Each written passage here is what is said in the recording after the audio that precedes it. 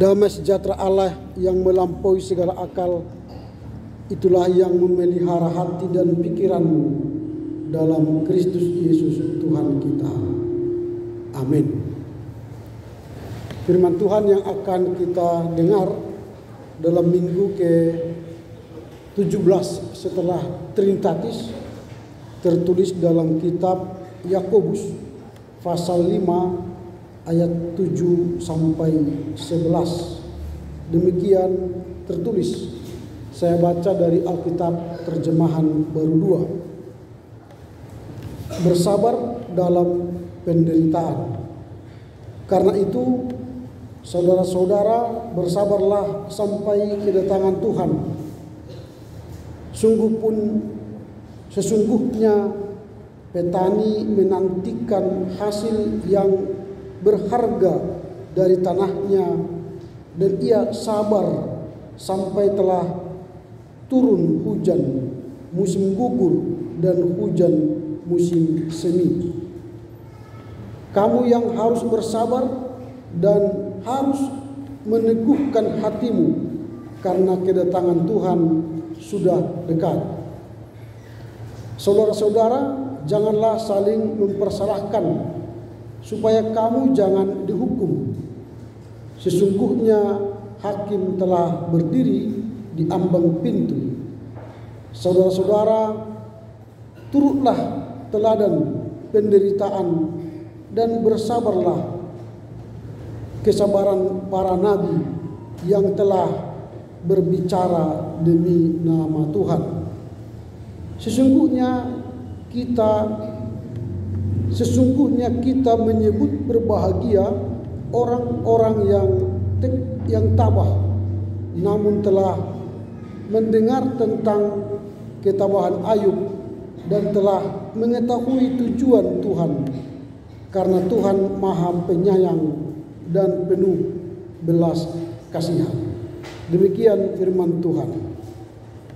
Pada pagi ini kita patut bersyukur karena Tuhan telah memberi kita kesempatan berkarya satu minggu di tengah keluarga, gereja, dan masyarakat. Dan kini tiba saatnya kita datang memuji Tuhan, mendengar firman-Nya di rumah yang kudus ini di GKPI Seputih. Karena kita yakin dan percaya dengan firman-Nya kita kembali dikuatkan, diberikan arah, diberikan kekuatan baru untuk memasuki minggu depan yang penuh harapan. Dalam minggu yang ke-17 setelah Trinitatis ini, kita akan mendengar khotbah dengan tema tekun melakukan kehendak Allah. Tekun melakukan kehendak Allah. Ungkapan ini menjadi sebuah prinsip yang mendasar dalam konteks kehidupan rohani seseorang. Tekun itu menjadi sebuah konsep atau bahkan tindakan serta prinsip dari orang yang beriman. Karena jika dikatakan tekun melakukan kehendak Allah, maka kita pertama-tama akan taat kepada ajaran Tuhan. Tidak mungkin kita tekun kepada Tuhan kalau kita tidak mengetahui ajaran Tuhan. Ketekunan itu datang dari pengetahuan kita akan ajaran Tuhan. Sama seperti kalau di rumah anak-anak kita tidak akan tekun kepada kita jika kita tidak memberi arah, bimbingan, nasihat, aturan-aturan di keluarga. Atau anak-anak kita tidak akan mungkin tekun belajar jika dia tidak memiliki pengetahuan yang dia dapat dari sekolah. Jadi tekun itu ada kaitannya dengan kesadaran akan ajaran atau perintah Tuhan. Ini yang membuat kita kalau dikatakan tekun melakukan kehendak Tuhan, berarti yang pertama itu kita taat pada ajaran Tuhan. Yang kedua, kesetiaan kepada Tuhan. Kalau kita mengatakan tekun kepada kehendak Tuhan, berarti setia. Orang yang tekun itu biasanya orang yang tidak mau berjalan ke kiri dan ke kanan, tapi dia tekun menjalani kehidupan itu sesuai dengan aturan kehidupan atau aturan yang ditetapkan kepadanya. Lalu yang ketiga, kalau dikatakan kita tekun melakukan kehendak Tuhan, ialah ketekunan dalam iman. Iman itulah yang membuat kita tekun. Kalau kita sekarang beriman bahwa orang yang percaya, orang yang melakukan kehendak Tuhan, jika tiba saatnya masuk surga, dia akan memperoleh kehidupan yang kekal, maka kita tekun menanti saat itu. Jadi itulah iman. Sekarang kita masih beriman bahwa orang yang percaya kepada Tuhan akan masuk surga, memperoleh kehidupan yang kekal. Waktu itu belum tiba sekarang, maka kita tekun dalam iman menanti waktu itu. Dan tidak ada orang kita memaksa waktu itu datang. Aku sekarang sudah ingin masuk surga, Tuhan panggillah aku. Enggak ada itu, enggak ada yang memaksa. Karena Tuhanlah yang punya rencana kapan dia panggil atau dia memberikan surga kekekalan itu kepada kita. Itulah 3 hal jika kita berbicara tekun. Berarti itu kaitannya soal ketaatan, kesetiaan dalam Tuhan, dan kesetiaan dalam iman. Nah, pertanyaan kita sekarang ialah bagaimanakah cara kita supaya kita bisa bertekun melakukan kehendak Tuhan? Bagaimana cara kita? Nah, teks hari ini kita belajar dari teks hari ini bagaimana cara kita supaya bisa bertekun melakukan kehendak Tuhan. Cara yang pertama ialah kita harus mampu bersabar dan bertekun. Harus mampu bersabar. Diibaratkan sama seperti petani yang menanti hasil yang baik atau hasil yang luar biasa. Mereka akan bersabar. Ayat yang ke-7 dikatakan begini, karena itu saudara-saudara bersabarlah sampai kedatangan Tuhan. Sesungguhnya petani menantikan hasil yang berharga dari tanahnya, dan ia sabar sampai telah turun hujan musim gugur dan musim semi.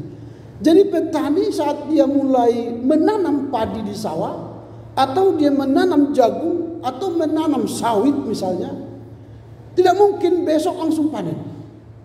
Gak mungkin ini. Dia harus bersabar menunggu sampai saatnya panen. Bahkan dalam kesabaran ini, dalam menanti hasil itu, dia berusaha supaya hasilnya bagus, hasilnya baik. Dia memberikan perawatan, pupuk, menyiangi atau mencabut rumput, atau hal-hal yang mencoba merusak pertumbuhan tanaman itu. Dia menjaga dari musuh-musuh, dari tikus, dari burung. Dia bersabar. Intinya bersabar. Berarti orang yang sabar akan mendapatkan hasil yang berharga. Jadi orang yang bersabar menanti kedatangan Tuhan, menanti Tuhan membawa kita ke surga kekekalan, dia akan menerima mahkota kehidupan. Tetapi dunia sekarang berpikir memaksa sesuatu itu jadi semakin pendek prosesnya. Jadi bersabar itu sebenarnya harus kita ikut proses panjang itu. Tapi banyak tadi saya katakan di dunia ini orang berusaha memperpendek proses. Dulu padi itu lamanya untuk panen 6 bulan. Lalu banyak para peneliti mencoba memperpendek proses itu, maka lahirlah padi 4 bulan, IR, padi pemerintah katanya. Dulu cabai pun begitu, lama diperpendek. Dulu jagung pun itu diperpendek. Akhirnya apa yang terjadi? Makanan itu tidak berkualitas. Sesuatu yang kita paksa prosesnya jadi pendek, itu pun akhirnya tidak berkualitas. Sama seperti kalau dulu belajar CD ada yang 2 tahun. Karena lama prosesnya diperpendek sekarang. Ya dipaksa. Kalau istilah sekarang block teaching. Dipaksa block teaching, ya tamat juga tapi tidak punya kualitas. Mana beda belajar reguler dengan belajar block teaching? Sebenarnya kalau dari segi tujuan sama. Dia meroleh ilmu, diselesaikan materi dengan baik. Tapi dari segi proses, block teaching tidak dapat apa-apa.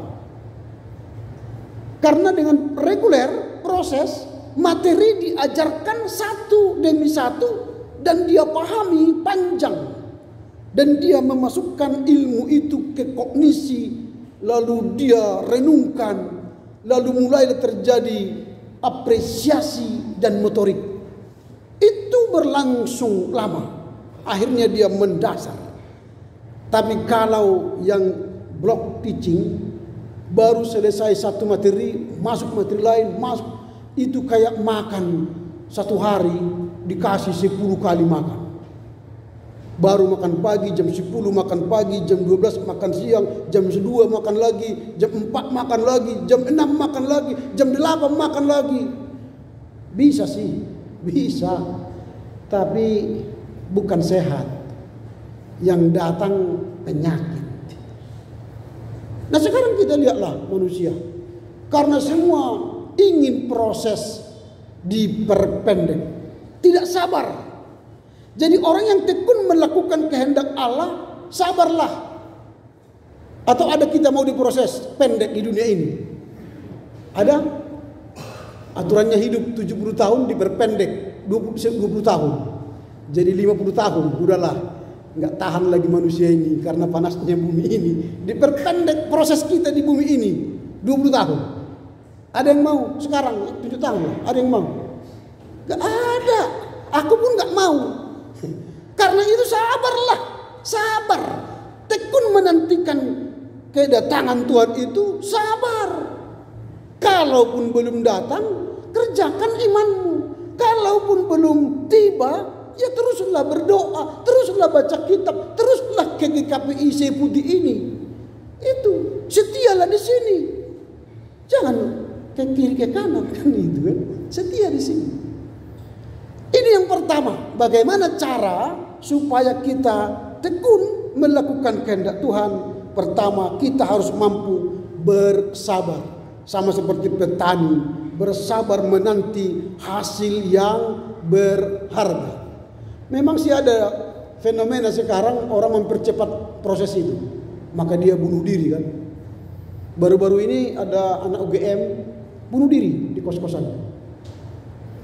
Apakah karena kasus pacar? Nggak tahu. Atau tekanan dosen? Nggak tahu kita. Karena banyaknya mungkin tugas-tugas dosen. Lalu itu dimarah-marahi. Atau ya yang lain nggak tahu kita. Mati. Dan itu banyak sekali. Hati-hati kita. Jangan perpendek proses kita di dunia ini gara-gara masalah. Gara-gara persoalan. Jangan. Tapi sabarlah.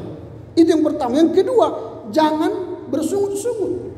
Kalau kita baca ayat ke-8, jangan kamu juga harus bersabar dan harus meneguhkan hatimu karena kedatangan Tuhan sudah dekat.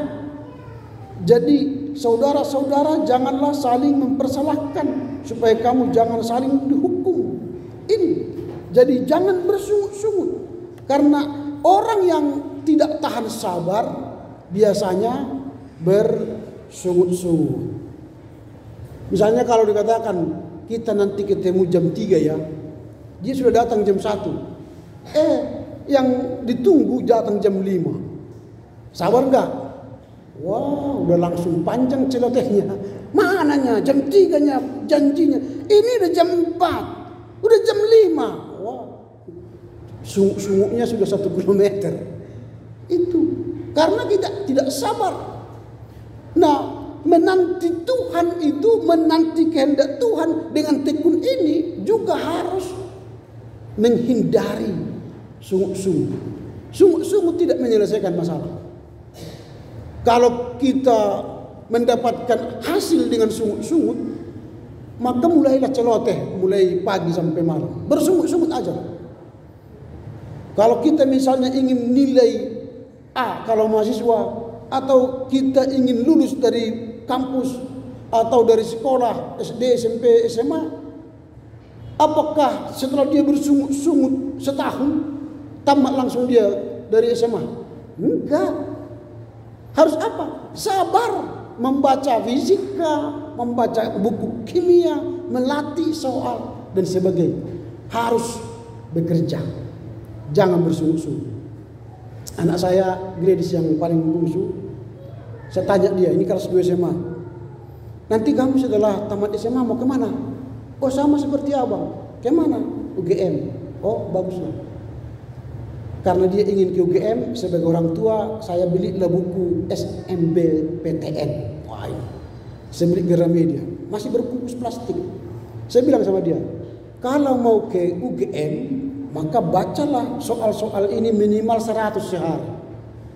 Berarti ada 2 tahun. 365 kali 100 berarti kan sekitar 7.000 atau 8.000 soal dia baca. Pastilah lolos itu ya. Masa 7.000 dilatih nggak ada 100 soal pun yang keluar dari situ. Lalu sudah berbulan-bulan plastiknya nggak dibuka. Bagaimana caranya ke UGM kan nggak dibuka. Lalu saya bilang sama dia, Gladys, ya Amang, dia panggil Amang. Saya datang bawa buku tadi. Saya bilang begini, kamu mau kemana setelah tamat? UGM. Bagus, saya setuju dan saya percaya kau bisa masuk UGM. Ini buku ini kalau tidak dibaca, maka cita-citamu tidak sampai ke UGM. Daripada kau nanti bersungut-sungut setelah tidak masuk, lebih baiklah sekarang kau tekun belajar. Bersungut-sungut lagi. Biasalah. Lalu saya katakan begini aja lah. Kalau kau tidak baca buku ini, hanya 2 pilihan. Pertama, kalau kau buka robek ini lalu kau baca, kamu bisa sukses ke UGM. Lalu yang kedua, STT bisa Sabda Medan menantim. Setelah itu langsung dia robek. Lalu dia baca daripada ke STT. Nah langsung dia baca sekarang tiap hari. Syukur. Ya mudah-mudahanlah dia bisa lolos kan. Tapi kadang kalau bersungut-sungut, nah daripada ke STT kan, dia bersungut-sungut ke dirinya, dia tidak mau belajar, ya enggak sampai juga. Jadi sungut-sungut tidak menyelesaikan masalah. Jadi yang kedua, tekun menantikan kehendak Tuhan, janganlah bersungut-sungut. Kalaupun di gereja kita ini ada masalah, di keluarga kita ada masalah, di kantor kita ada masalah, jangan bersungut-sungut. Tapi sabar selesaikan masalahmu. Jika sawah itu tidak ada air, jangan bersungut-sungut. Usahakan alirkan air ke sawah itu. Jika kebun kita sudah dipenuhi rumput-rumput, jangan bersungut-sungut. Segera ambil cangkul, ambil parang atau alat-alat pertanian, tebas semua yang merintangi pertumbuhan tanaman itu. Jadi jangan bersungut-sungut, tapi usahakanlah sesuatu yang membuat kita sukses dalam menanti kedatangan Tuhan. Itu yang kedua. Yang ketiga, kita harus mampu mengambil keteladanan. Ayat yang ke-10 dikatakan begini, saudara-saudara, turutilah teladan penderitaan dan kesabaran para nabi yang telah berbicara demi nama Tuhan. Para nabi itu kalau kita baca riwayat hidup mereka, tidak ada nabi yang senang, nabi yang bahagia. Tapi nabi itu selalu mengalami penderitaan. Dia sudah sampaikan firman Tuhan, sema kepada umat Israel, tapi umat itu tidak mau melakukan firman Tuhan. Berkali-kali para nabi menyampaikan firman Tuhan, kehendak Tuhan. Umat Israel tetap bebal hatinya. Akhirnya karena Tuhan sudah tidak didengar oleh umat Israel melalui nabinya, maka ada 400 tahun Tuhan tidak mau bicara kepada umatnya. 400 tahun. Setelah habis kitab Maleakhi, itu sampai kepada perjanjian baru, 400 tahun berikutnya baru ada suara Nabi di tengah padang gurun. 400 tahun Tuhan tidak mau lagi berbicara. Jadi kalau kita misalnya tidak meniru keteladanan para nabi, maka sebenarnya ada banyak orang tua yang tidak mau lagi ambil peduli kepada anak-anak kita. Karena mulai pagi ngomel tidak didengar, besok ngomel lagi tidak didengar. Akhirnya apa dia bilang orang tua? Maus, lok mensi, lok mati katanya kan, lok mau bi. Karena sudah maus. Tapi sebagai orang tua yang baik, dia akan terus mengulang-ulang. Walaupun dibilang anak kita radio rusak-rusak. Tidak apa-apa. Yang penting kita mengulang-ulang pesan itu supaya anak kita berhasil. Mengulang-ulang itu pekerjaan seorang pengajar. Makanya ulangan 6 itu adalah bagian dari pengajar. Ulangi, sampaikan firman Tuhan di kala duduk, di kala berbaring, di kala berjalan, di kala. Artinya ulangi. Dalam bahasa Ibrani namanya mandaras. Mandaras, mengulang. Lalu orang teman kita di sana membuka madrasah. Madrasah artinya mengulang-ulang. Makanya mereka mengulang-ulang itu hebat. Cobalah. 5 kali diulang-ulang kan, setiap hari diulang-ulang. Jangan-jangan kita pun sudah mulai hafal itu. Tiap hari kita dengar. Jangan-jangan hati kita pun mulai lengket ke sana kan. Lalu di rumah kita apa yang kita ulang-ulang kepada anak kita? Mengimbangi mereka itu. Ada yang kita ulang-ulang di rumah kita. Yang kita ulang-ulang mungkin bangun, makan. Akhirnya mulai hari selalu sampai tumbuh dewasa yang dia tahu bangun, makan. Ya, berarti hidup ini hanya bangun, makan. Apa yang kita ulang? Ulanglah Bapa kami yang di sorga. Habis kita berdoa keluarga, lalu kita katakan, mari kita sama-sama mengucapkan doa Bapa kami. Ulangi, diulang-ulang supaya anak kita hafal doa Bapa kami. Kalau bisa bahasa Batak Toba, bahasa Indonesia, bahasa Inggris. Mana tahu nanti ketika bahasa Inggris, mana tahu dia berkesempatan ke Eropa kan. Jadi dia nggak terkejut lagi, Our Father in Heaven, kan itu kan dia bisa lancar. Kalau kami itu ganti-ganti terus. Lalu apalagi yang diulang? Tanyalah pengakuan iman. Apa bagian yang pertama? Au Persea di Bata Jehovah. Nah itu diulang-ulang, terus tanya. Makanya pendidikan itu harus diulang-ulang, ditanya. Supaya apa? Lengket di hati anak kita. Jadi mulailah nanti di rumah mengulang-ulang iman kita. Tanya doa Bapa kami, tanya hukum Taurat, tanya pengakuan iman, ulang-ulang. Kalau segelis sambil mobil kan, apa pengakuan iman bagian yang kedua. Itu aja yang ditanya. Enggak apa-apa. Biar dia tahu. Atau sambil nyetir mengantar ke sekolah, putar renungan YouTube. Kalau kadang-kadang muka dia begini-gini. Enggak apa-apa. Diulang. Tapi habis itu langsung putar misalnya Smile, Saturday Night. Oh langsung dia enggak apa-apa. Kita kasih dulu rohani, baru rohana kan enggak apa-apa. Ya masuk kedua-dua. Karena dia juga butuh itu. Dan kita sebagai orang tua pun harus menyisihkan waktu sedikit mendengar firman Tuhan. Nah kalau tidak ada renungan, saya suruh baca renungan yang saya tulis, baca. Dia baca, dia bersingkat. Jangan bersingkat, baca. Titik komanya baca. Nah itu. Kadang-kadang anak ini kan diringkas. Panjang kali pun kata, iyalah. Membaca firman harus panjang. Itu kan daripada bilang Tuhan nanti kau minta panjang-panjang, udah aku kasih aja pendek kan. Nah ini. Itu yang ketiga, yang terakhir. Kita harus mengingat kasih Allah dan penyayang. Ayat 11 dikatakan begini, sesungguhnya kita menyebut berbahagia orang-orang yang tabah. Kamu telah mendengar tentang ketabahan Ayub dan telah mengetahui tujuan Tuhan. Karena Tuhan maha penyayang dan penuh belas kasih. Jadi kesabaran Ayub akhirnya dia mendapatkan kasih sayang Allah. Dikembalikan segala sesuatu yang hilang baginya berkali lipat. Kecuali istrinya ya. Istrinya tidak berkali lipat. Hanya hartanya. Jangan nanti wah ternyata kalau menderita itu istri pun berkali lipat. Enggak, istri enggak berkali lipat, di hartanya yang berkali lipatkan ya. Itu dia terima kasih sayang Allah itu. Inilah yang kita lihat bagaimana upaya bertekun dalam kehendak Tuhan. Pertanyaan terakhir ialah apa yang hendak kita renungkan bawa pulang sebagai kabar sukacita untuk menjalani kehidupan kita dalam minggu ke-17 Trinitatis ini. Yang pertama kabar baik yang harus kita bawa ialah kesabaran adalah kunci. Jadi kalau ingin kita menikmati kasih sayang Tuhan, menikmati ketekunan bersama Tuhan, maka sabar adalah kunci. Jadi ingatlah nanti kalau ada persoalan, sabar. Kalau disakiti orang, sabar. Kalau dibenci orang, sabar. Karena sabar adalah kunci. Yang kedua, utamakanlah kehendak Allah. Jadi bukan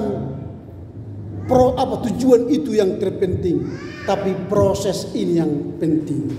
Tujuan itu bukanlah penting, tapi proses ini yang sangat penting. Dalam proses inilah kita mengutamakan Allah. Yang ketiga, tekunlah dalam iman. Walau belum datang Tuhan, walau kita belum menikmati apa yang kita minta kepada Tuhan, tekunlah dalam Tuhan. Dan yang terakhir, sikap kita terhadap sesama. Jadi sikap kita terhadap sesama haruslah menjaga sikap yang positif. Terkadang dalam tekun mencari kehendak Tuhan, kita pun mengabaikan orang lain yang ada di sekitar kita. Kiranya Tuhan menolong kita mengerti, memahami firman-Nya dalam merayakan minggu ke-17 setelah Trinitatis ini. Tuhan memberi kita kekuatan untuk tekun melakukan kehendak Allah. Amin. Kita berdoa. Terpuji Engkau Bapa, karena firman-Mu hari ini mengajar kami untuk tekun melakukan kehendak Allah. Dalam ketekunan ini kami diajar untuk bersabar. Kami diajar untuk tidak bersungut-sungut. Dan kami diajar untuk meneladani para nabi dan mengingat kasih sayang Tuhan kepada kami. Mampukan kami mengerti, memahami, sehingga firman ini berkuasa mengubah hidup kami menjadi lebih baik. Demi Kristus kami berdoa. Amin.